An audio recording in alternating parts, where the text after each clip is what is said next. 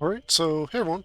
Today I want to take a look at the dead zones for Plants vs. Zombies Garden Warfare 2. This is being demonstrated on the Xbox Series X in case it differs on other platforms, though I'm pretty sure this is identical on the Xbox One as well. It's probably consistent across all of that. But getting into it, for the movement, we have about a 30% radial dead zone.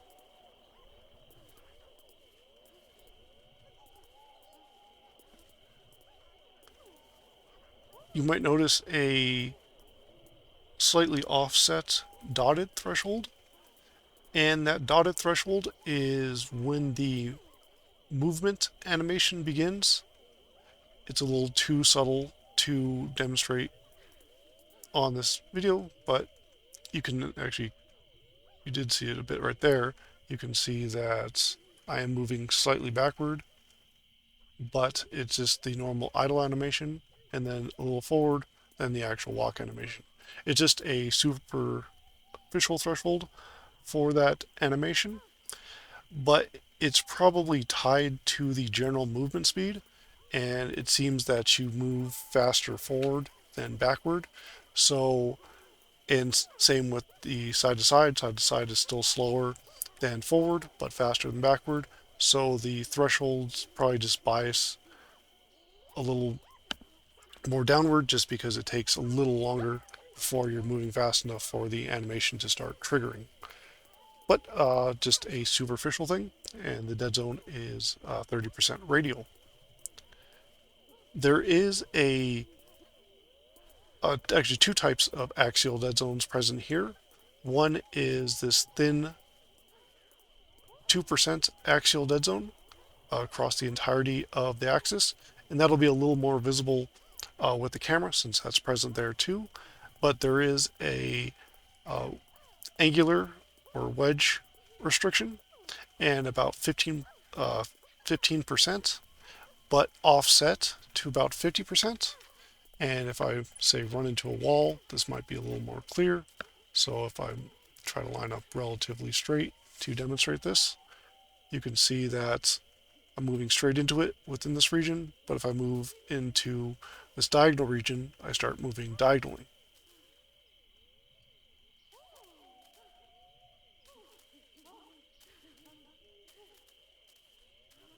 And if we can try to align ourselves, at least in the ball part, into it.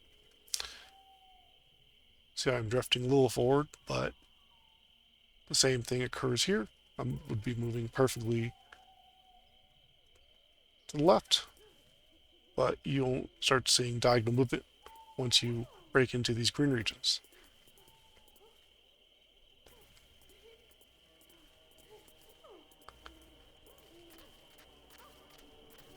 For the movement curve, we have a straightforward linear curve. So you start at 0, and then you increase linearly until your maximum movement speed. So just a nice granular gradient being applied. For the camera, we have a 22% radial dead zone.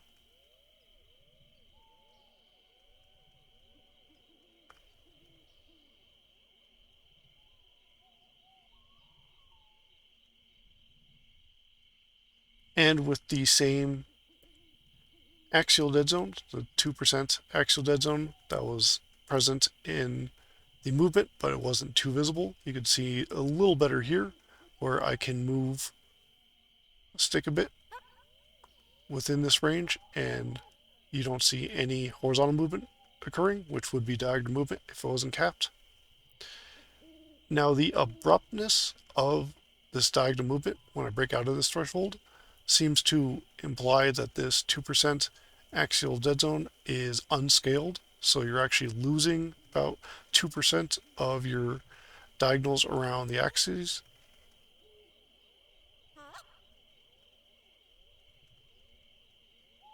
However, this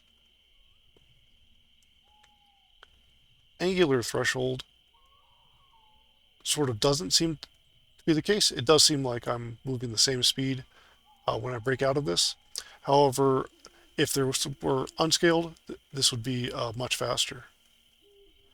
But otherwise, this is the same exact threshold as with movement.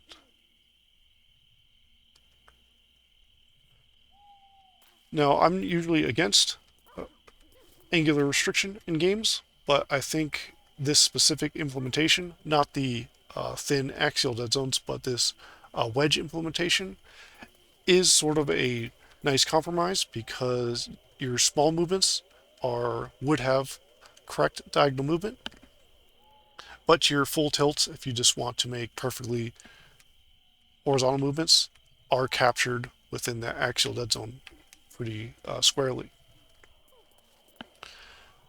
But as far as the curve, we have an exponential curve. So it starts out slower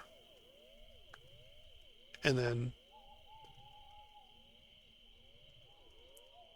builds up faster as we get closer to the stick maximum.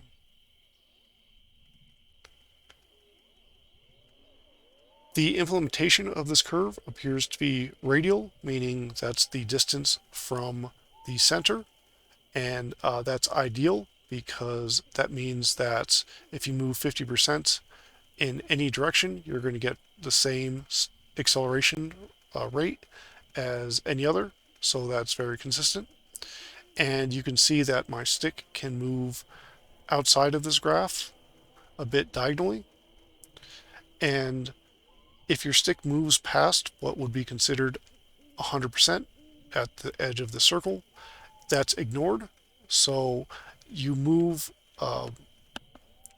if your stick was able to move past this and hit the full corners of the stick module range, it would actually just treat that as if you were perfectly aligned with the circle. It would just treat it all as 100%. And that makes it so that any direction you point the stick fully is going to be the same acceleration speed. You're just going to get 100% rather than something beyond that. So that is implemented ideally. The sensitivity, however, is, well, at least the vertical sensitivity is about 50% of the horizontal. So this is at least a maximum sensitivity, but you can see this is the horizontal sensitivity, and this is the vertical. And this also applies when aiming, so the horizontal and the vertical. Now, one usual effect of this is that the vertical sensitivity normally alters your diagonal movement since it's applied separately per axis, and that seems to be here. So if you move, say, at a 45-degree angle, the crosshair will actually move flatter than that since it's biasing towards the more sensitive axis. And there aren't options to customize the horizontal and vertical look sensitivity separately. You can edit the look and aim sensitivities separately, and these are actually, the aim sensitivity is always 40% of the general sensitivity at the same values.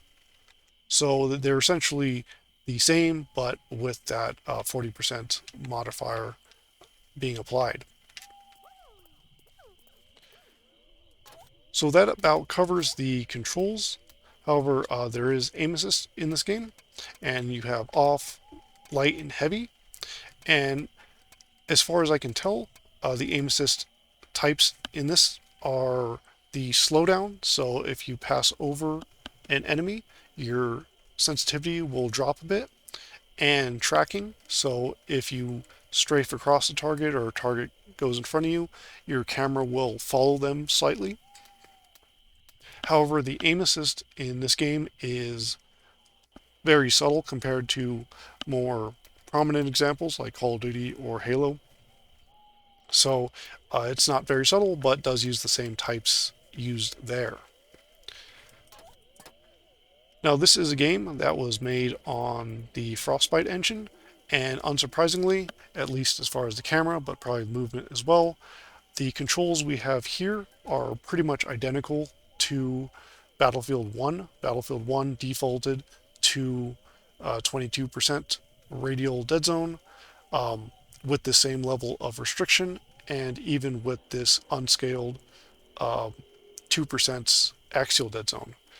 Unfortunately, there aren't dead zone options available here, but at least in that game, if you were able to set the dead zones to 0, you'd see that the axial dead zone would still be present, so you'd still have a 2% remaining axial dead zone there.